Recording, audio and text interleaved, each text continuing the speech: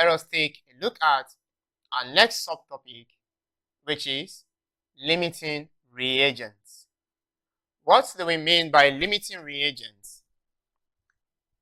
In chemistry, when reactions take place between two or more reactants, the reactant that is quickly used up before the other reactant runs out is called a limiting reagent. That is to say, between two reacting species A and B, if A should run out of reaction quickly before B, it means that A is the limiting reagent. And if B is still much available in the reaction, then it means B is the excess reagent. So, whenever two or more substances or reactants go into reaction, there most likely will be the reactant that is used up quickly as compared to the other reactant.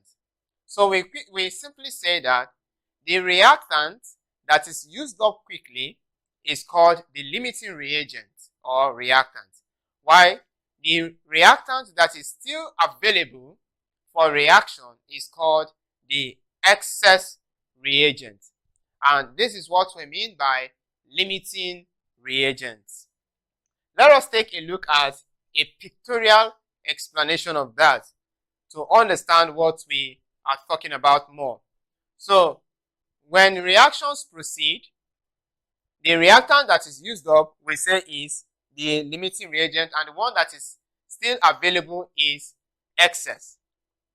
So, limiting reactants simply limits the reaction that is taking place, because once the limiting reactant has been used up, then it means that the reaction comes to an end.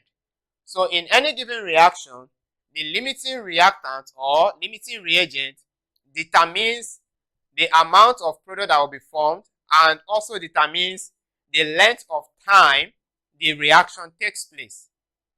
But the excess reagent is still there, much available for reaction to proceed. Let us now get to understand what we mean by limiting reagent and excess. Limiting reagent and excess is looking at this pictorial illustration of limiting and excess reagent. We have 8 car bodies and 48 tires. Each of these 8 car bodies needs 4 tires. So let us assume that the car bodies and the tires are our reactants, reactant A and reactant B. So when the car bodies reacts with the tires, each of the car bodies needs 4 tires. So when the reaction proceeds, eventually we have the combination of tires and cars. So when each of the cars takes 4 tires, it means we have exhausted 32 tires out of 48 tires. And before you know that, the reaction stops and we have an excess of 16 tires left. So, looking at this pictorial illustration, which of these reagents do you think, students, is the limiting reagent? Of course, I can hear you say 8 car bodies. So the 8 car bodies here is the limiting reagent. And the 48 car tires is the excess reagent. So it is excess because we still have 16 tires left over. But the 8 car bodies have taken the maximum quantity of tires that they need, and that is 32. When you multiply 8 by 4 each, we have 32 tires exhausted. So this is actually what we mean by limiting reagent and excess reagent. Now, away from limiting and excess reagent, we shall take a look at our next subtopic, which will be the last subtopic under stoichiometry, and that is percent yield. Percent yield is simply the ratio of actual yield to theoretical yield. And to calculate the percent yield of any given reaction, we use the formula percent yield equals to actual yield over theoretical yield times 100.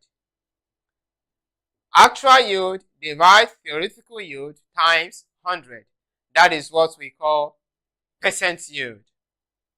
Actual yield is also called experimental yield. So let us take a look at how we can carry out calculations involving percent yield. Example 1. We are asked to calculate the percent yield of oxygen given that 40 grams of potassium chlorate, that is potassium triacylchlorate 5, decomposed according to the equation below to give 14.9 grams of oxygen. Now, we have been given the atomic masses of the individual elements making up that compound. So we are asked to calculate the percent yield of oxygen when 40 grams of potassium chlorate is provided, and then it gave 14.9 grams of oxygen.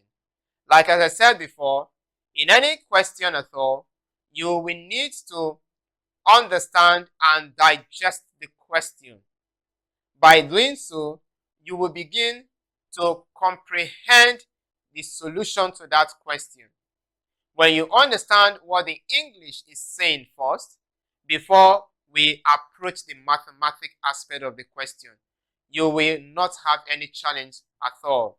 So getting to understand the English will help us to understand the mathematics. So, to understand the English here, we are simply told that 40 grams of potassium chlorate is provided, and this potassium chlorate decomposed according to the equation by heating. And during this decomposition reaction, it produced 14.9 grams of oxygen gas. Then the question simply says we should calculate the yield of this oxygen gas, this 14.9 grams of oxygen gas, which was produced from 40 grams of potassium chlorate. That is a simple English. So, like we have said before, for any question, you will need to check for the balanced equation. If it is not balanced, we go ahead to balance. But if it is balanced, then we don't have problem. So, for the equation, as we can see, the equation is balanced. So we don't have problems balancing the equation. It is just to proceed to solving our question. And the question is to calculate the percent yield. So we have 2 potassium chlorate decomposed to give us 2 potassium chloride plus 3 oxygen gas. Now, it is clear that we are interested in 2 species, which are potassium chlorate and oxygen. So, like we've been seeing before, we are going to look at how to do this. To calculate the percent yield of oxygen, we have been told that percent yield is simply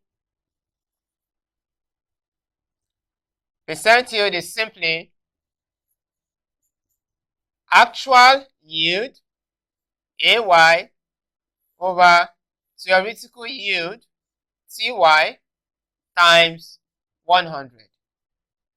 If you wish, over 1. So, this is how to calculate our percent yield. And we are asked to calculate the percent yield of oxygen. So, how do we proceed? To do this, we will need to bring out the parameters given to us already. And the parameters are 40 grams of potassium chlorate. And we were told that potassium chlorate gave us 14.9 grams of oxygen. This 14.9 grams of oxygen, this is the experimental yield, which is also known as the AY, actual yield. That is to say, this experiment has been done somewhere. We were not there, but it has been done in the lab, and it was concluded that 14.9 grams of oxygen was produced from 40 grams of potassium chlorate. But our trouble now is we were told to calculate the percent yield of that oxygen gas produced, even though we were not there when it was produced. So, simply put, that the 14.9 grams is the actual yield, because that was what was produced when 40 grams of potassium chlorate decomposed. So, our trouble now is to find Ty. And how do we go about looking for Ty? It is to calculate the molar masses. So, to calculate our Ty, for oxygen, which we don't know, the theoretical yield, you can see the name theoretical yield. Theoretical yield means we are not doing it practically. It is by theory. That is to say, we are doing it here in the class. So, it is not being done in the lab. But AY 14.9 has been done in the lab. And that is why it is the actual yield or experimental yield. So, how do we go about calculating our Ty? To calculate our Ty, we will need to solve the molar masses of potassium chlorate and oxygen. So, from there we can get our theoretical yield. So, let us proceed. Just as we've been doing before, from the equation, 2 moles of potassium chlorate produce 3 moles of oxygen gas. 2 moles of potassium chlorate produced 3 moles of oxygen gas. So let us take it to mass. What is the molar mass of this compound? Though we've done this before, but for the purpose of clarity and to make it sink down into our memory more, let us do it again. 39 for potassium plus 35.5 plus 16 times 3 for oxygen. So this is potassium chlorate. And for oxygen, it is 3 into 16 times 2. We are trying to calculate Ty. That is theoretical yield. So to calculate our theoretical yield, we say we have to calculate the molar masses. And from there, we can get our Ty. So from the balanced equation, 2 moles of potassium chlorate is given 3 moles of oxygen gas. So let's just see. This will boil down to giving us 2 into 39 plus 35.5 plus 48. And that boils down to giving us 2 into 122.5. And that will give us 3 into 32. So, when we multiply that, we have 245 grams of potassium chlorate giving us 96 grams of oxygen gas. So, from the equation, from the balanced equation, it is seen that 245 grams of potassium chlorate gave 96 grams of oxygen gas. If that is the case, what we'll now say is that 40 grams, if 245 of potassium chlorate gives 96 grams of oxygen, 40 grams of potassium chlorate will give X of oxygen. How many oxygen will it give? So when we cross multiply, we have 245 times X is equals to 96 times 40. And we have 245X is equal to 3,840 grams of oxygen. And that will give us, dividing both sides by 245,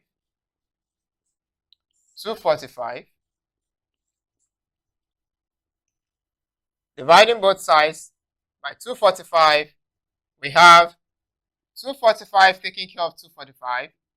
Therefore, X will be equal to 15.67.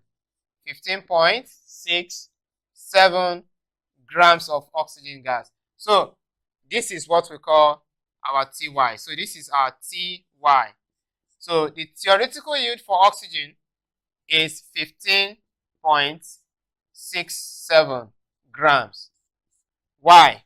It is because from the equation, 245 grams of potassium chlorate will give 96 grams of oxygen. Now, if 40 grams of potassium chlorate were to be provided, what mass of oxygen will it give? From our calculation, you can see it will give us 15.67 grams of oxygen. But from the calculation done in the lab, it gave them 14.9 grams. So we have a difference of maybe 1 point or thereabout. So this gives us the difference between theoretical yield and actual yield. Now, the fact is that theoretical yield is always more than actual yield. Theoretical yield is always more than actual yield. In any percent yield question, theoretical yield will always be more than actual yield. So our theoretical yield gave us 15.67 grams, but their actual yield gave 14.9 grams. So it tells us that within experimental errors, they are having 14.9 grams. But our theoretical yield is giving us 15.6 grams. So the difference should just be not just maybe 0 point something, almost 1. Okay, the difference should just be around 0.7 or thereabout. So that is actually what we have. Looking at the difference between 15.67 and 14.9, that should be around 0.7. So you can see the difference isn't that too much. Maybe within experimental errors, they got 14.9. So our theoretical yield is 15.6. And I want to establish that in every question under percent yield, Ty must always be greater than Ay. Please, it is good we take note of this.